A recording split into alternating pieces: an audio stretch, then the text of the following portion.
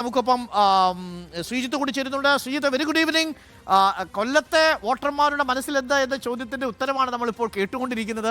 അവർ N K പ്രേമചന്ദ്രന് പിന്തുണ അറിയിക്കുമ്പോൾ മുഖ്യമന്ത്രി സ്ഥാനത്തേക്ക് കെ ശൈലജയും പിണറായി വിജയനെയും തന്നെയാണ് കൊല്ലത്തെ മനസ്സ് പിന്തുണയ്ക്കുന്നത്. എന്നാൽ ശക്തമായ സർക്കാർ വിരുദ്ധമായിട്ടുള്ള ചില പ്രതികരണങ്ങൾ കൂടി കൊല്ലം ജില്ല നടത്തിയിട്ടുണ്ട്. കൊല്ലത്തിന്റെ മനസ്സാണോ നമ്മൾ കണ്ടത്? കൊല്ലം സാമ്പ്രദായികമായിട്ടുള്ള ഇടതുപക്ഷത്തിന്റെ ഒരു മണ്ഡലമാണ്. കൊല്ലം കോൺസ്റ്റിറ്റ്യുവൻസി എടുത്താൽ തന്നെ ഇപ്പോൾ കുണ്ടറയിൽ PC വിശ്വനാഥ് ഒഴികെ ബാക്കി എല്ലാ മണ്ഡലങ്ങളിലും LDFന് നിർണായകമായ മേധാവിത്വമുണ്ട്, ഭൂരിപക്ഷമുണ്ട്. എന്നാൽ ലോക്സഭാ തെരഞ്ഞെടുപ്പിലേക്ക് വരുമ്പോൾ അത് കൺവെർട്ട് ചെയ്യുന്നത് മറ്റൊരു തരത്തിലാണ്. അവിടെയാണ് നേരത്തെ നിങ്ങൾ ചൂണ്ടിക്കാണിച്ച സർവേ ഫലത്തിന്റെ ഒരു പ്രസക്തി. അതായത് വ്യക്തിപരമായി സ്ഥാനാർത്ഥിയുടെ സവിശേഷതയ്ക്ക് മുൻതൂക്കം കൊടുക്കുന്ന 36% ആളുകൾ അവിടെ ഉണ്ട് എന്നാണല്ലോ നിങ്ങൾ നേരത്തെ ഈ സർവേ ഫലവുമായി ബന്ധപ്പെട്ട് പറഞ്ഞത്. അപ്പോൾ അത് തന്നെയാണ് ഈ കൊല്ലത്ത് ഈ പ്രേമേന്ദ്രനും UDFനും പ്രേമേന്ദ്രൻ വഴി UDFനും അനുകൂലമാകുന്ന ഘടകം. അതായത് വ്യക്തിപരമായി പ്രേമേന്ദ്രന് ലഭിക്കുന്ന വോട്ടുകൾ അവിടെ ഒരു വലിയ വ്യത്യാസം LDFനും UDFനും ഇടയിൽ ഉണ്ടാക്കുന്നുണ്ട്. അതാണ് ഈ വോട്ട് ശതമാനത്തിൽ അടക്കം വരുന്ന ഒരു മാറ്റം. ഇവിടെ ഏറ്റവും പ്രധാനപ്പെട്ട കാര്യം LDFന്റെ അണികൾക്കും LDFന്റെ പ്രവർത്തകർക്കും ഒന്നും അത്രയ്ക്ക് തീർത്തും അന്യനായ ഒരാളല്ല, ആക്സെപ്റ്റബിൾ അല്ലാത്ത ഒരാളല്ല പ്രേമേന്ദ്രൻ. നേരത്തെ അവരുടെ പക്ഷത്തിൽ നിന്ന് നിയമസഭയിലും അതോടൊപ്പം തന്നെ മന്ത്രിസഭയിലും ലോക്സഭയിലുമൊക്കെ കൊല്ലത്തെ പ്രതിനിധീകരിച്ച ആളാണ്. അത്തരത്തിൽ ഇടതുപക്ഷത്ത് നിന്ന് ഇപ്പോൾ UDFിലേക്ക് പോയെങ്കിലും പ്രേമേന്ദ്രനെ അത്രത്തോളം രാഷ്ട്രീയമായ ഒരു അന്യവൽക്കരണം അവിടെ ഇടതുപക്ഷ പ്രവർത്തകർ നടത്തിയിട്ടില്ല. കാരണം ഇടതുപക്ഷത്തിന്റെ കൂടി വോട്ട് ലഭിക്കാതെ പ്രേമേന്ദ്രൻ കഴിഞ്ഞ തവണത്തെ 1.5 ലക്ഷം ഭൂരിപക്ഷത്തിലേക്കോ അല്ലെങ്കിൽ MAVക്കെതിരെ നടത്തിയ ഭൂരിപക്ഷത്തിലേക്കോ അവിടെ എത്തില്ല എന്ന കാര്യം ഉറപ്പാണ്. കാരണം അത്രയ്ക്ക് പൊളിറ്റിക്കൽ മെജോറിറ്റിയുള്ള LDFന് പൊളിറ്റിക്കൽ മെജോറിറ്റിയുള്ള ഒരു മണ്ഡലമാണ് കൊല്ലം. അതോടൊപ്പം തന്നെ ഈ മുഖ്യമന്ത്രി സ്ഥാനത്തേക്ക് UDFന്റെ നേതാക്കന്മാർ പിന്നോക്കം പോകാൻ കാരണം ഇതേ രാഷ്ട്രീയ ഭൂരിപക്ഷം തന്നെയാണ്. കൊല്ലത്ത് LDFന് ഭൂരിപക്ഷമുള്ള അല്ലെങ്കിൽ ഒരു ഇടത് മനസ്സുള്ള ആളുകൾ അവിടെ കൂടുതലുണ്ട്. എന്നാൽ വോട്ടെടുപ്പ് ഈ ലോക്സഭാ തെരഞ്ഞെടുപ്പിൽ അത് വേറൊരു രീതിയിലാണ് അതിന് നറേറ്റീവ് വരുന്നത് എന്ന് മാത്രം.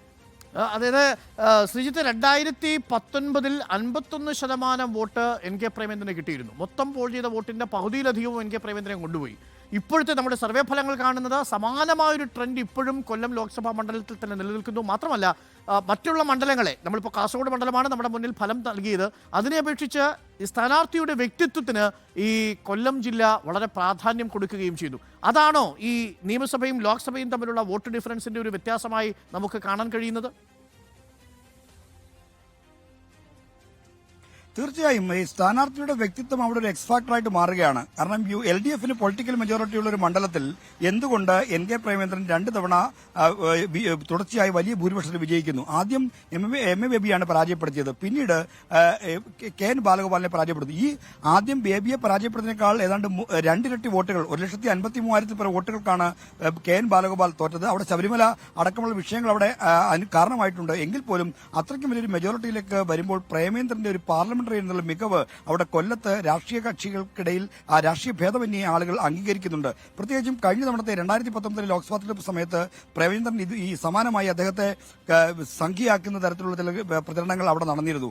അദ്ദേഹം മുസ്ലിം കമ്മ്യൂണിറ്റി അദ്ദേഹത്തിന് എതിരാക്കുക എന്ന തരത്തിലുള്ള പ്രചരണങ്ങൾ നടക്കുമ്പോഴും ആ സമയത്ത് അദ്ദേഹത്തിന് അനുകൂലമായി ഇറങ്ങിയ ഒരു പ്രചരണം മുത്തലാഖ് വിഷയത്തിൽ ലോക്സഭയിൽ നടന്ന ചർച്ചയിൽ ഏറ്റവും ഈ BJP ഗവൺമെന്റിന്റെ അത് ഈ മുത്തലാഖുമായി ബന്ധപ്പെട്ട വിഷയങ്ങളെ കർശനമായി വിമർശിച്ച് രംഗത്തെത്തിയ ഒരേ ഒരാൾ കേരളത്തിൽ നിന്ന് ശക്തമായി വന്നയാൾ എൻ കെ പ്രേമേന്ദ്രനായിരുന്നു. അപ്പോൾ അത്തരത്തിൽ parliamentary performance N K Premachandran ഒരു വലിയ അനുകൂല ഘടകമാണ്. മാത്രമല്ല അദ്ദേഹത്തിന് എതിർപ്രചാരണങ്ങളെ നേരിടാൻ പോലും അത് വളരെയധികം അദ്ദേഹത്തെ സഹായിക്കുന്നുമുണ്ട്.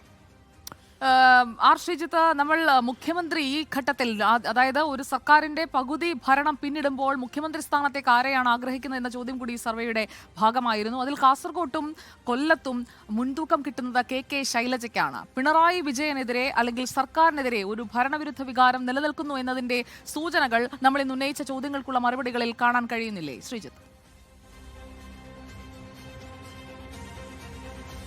സംസ്ഥാനത്ത് ഭരണവിരുദ്ധ വികാരം ശക്തമാണ്. അത് സ്വാഭാവികമായും അതിന്റെ ആ എതിർപ്പ് മുഖ്യമന്ത്രി പിണറായി വിജയനിലേക്കും വന്നു ഭവിക്കും എന്നത് സ്വാഭാവികമാണ്. കാരണം ഭരണത്തെ നയിക്കുന്നത് അദ്ദേഹമാണ്. മാത്രമല്ല 7.5 വർഷമായി കേരളത്തിന്റെ മുഖ്യമന്ത്രിയായി ഇരിക്കുന്ന ആളാണ്. അപ്പോൾ ഭരണവിരുദ്ധ വികാരം ഇല്ല എന്ന് അല്ലെങ്കിൽ അദ്ദേഹത്തിന് നേരെ ഉണ്ടാകില്ല എന്ന് പറയുന്നതിൽ യാതൊരു അർത്ഥവുമില്ല.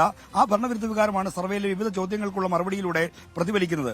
എന്നാൽ ഇവിടെ കെ ശൈലജയുടെ പേര് കൊല്ലം പോലൊരു സ്ഥലത്ത് സ്വാഭാവികമായി ഈ മുഖ്യമന്ത്രി സ്ഥാനത്തേക്ക് ഉയർന്നു വരുമ്പോൾ അവിടെയും ഈ സർക്കാർ ഭരണവിരുദ്ധ വികാരത്തിന്റെ ഒരു പ്രതിഫലനമുണ്ട്. മാത്രമല്ല CPM എന്ന പാർട്ടിയിൽ അല്ലെങ്കിൽ LDFൽ മുഖ്യമന്ത്രി പിണറായി വിജയന്റെ സ്വീകാര്യതയേക്കാൾ കൂടുതൽ സ്വീകാര്യതയുള്ള ആളുകൾ വരുന്നു, അല്ലെങ്കിൽ മറ്റു LDFിന്റെ അണികൾ തന്നെ മറ്റു സ്വീകാര്യമായ പേരുകളിലേക്ക് സ്വയം അന്വേഷിച്ചു ചെല്ലുന്നു എന്നുകൂടി വേണം നമുക്കിതിനെ കാണാൻ. അത്തരത്തിൽ ഒരു ജനപ്രിയത പിണറായി വിജയന്റെ മുഖ്യമന്ത്രി എന്ന നിലയിൽ, പ്രത്യേകിച്ചും നേരത്തെ സുജയ് ചൂണ്ടിക്കാണിച്ച പോലെ ഭരണവിരുദ്ധ വികാരം അടക്കമുള്ള വിഷയങ്ങളുള്ളപ്പോൾ ആ ജനപ്രിയതയിൽ ഒരു കുറവ് വരുന്നു എന്ന നിലയ്ക്ക് കൂടി ഈ സർവേ ഫലത്തെ നമുക്ക് വിലയിരുത്താവുന്നതാണ്.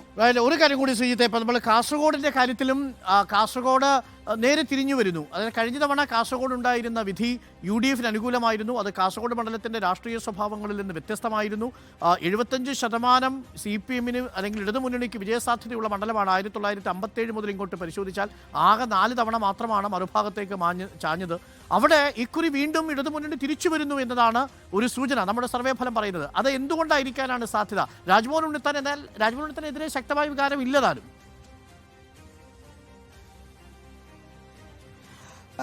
രാജ്മോഹൻ ഉണ്ണിത്താനെതിരെ ശക്തമായ വികാരമുണ്ടോ ഇല്ലയോ എന്നതല്ല കാസർഗോഡ് മണ്ഡലത്തിലെ വോട്ടിംഗ് പാറ്റേണിന്റെ പ്രത്യേകത. നേരത്തെ അരുൺ സൂചിപ്പിച്ച പോലെ 75% LDFന് വിജയിക്കാൻ കഴിയുന്ന മണ്ഡലമാണ് അത് എന്ന അതിന്റെ രാഷ്ട്രീയമായിട്ടുള്ള സവിശേഷത തന്നെയാണ്.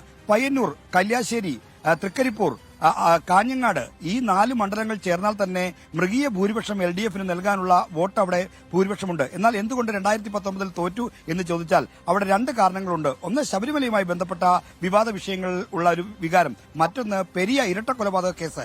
ഈ 2 കാര്യങ്ങളും അവിടെ ഇടതുപക്ഷത്തിന് ശക്തമായ ഒരു എതിർവികാരം ഇടതുപക്ഷത്തിനെതിരെ ഉണ്ടാക്കുന്നതിൽ കാരണമായിട്ടുണ്ട്. കല്യാശ്ശേരി മണ്ഡലത്തിൽ കുറഞ്ഞത് 40,000 വോട്ടിനെങ്കിലും LDF സ്ഥാനാർത്ഥിക്ക് ലീഡ് ചെയ്യാൻ കഴിയുന്ന മണ്ഡലമാണ്. പയ്യന്നൂരിലും 35,000-നും 40,000 ഇടയ്ക്ക് വോട്ട് ലീഡ് ചെയ്യാവുന്ന സ്ഥലമാണ്.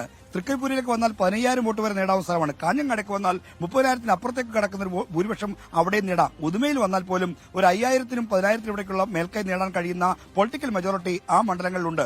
പിന്നീട് എതിരായി വരുന്ന സ്ഥലം ഈ നേരത്തെ സൂചിപ്പിച്ച പോലെ കാസർഗോഡ് മഞ്ചേശ്വരമാണ്. അവിടെയാണ് UDFന് ലീഗിനുമടക്കം മേൽക്കൈ. എന്നാൽ ഈ കഴിഞ്ഞ തവണ തോറ്റത് ഒരു പ്രത്യേക സാഹചര്യത്തിലാണെങ്കിൽ ഇത്തവണ ഉണ്ണിത്താനെതിരെ വികാരമുണ്ടോ ഇല്ലയോ എന്നതിനേക്കാൾ ഉപരി പൊളിറ്റിക്കൽ മെജോറിറ്റി അവരുടെ അടിസ്ഥാന വോട്ടുകളിൽ വലിയ മാറ്റം വരുന്നില്ല.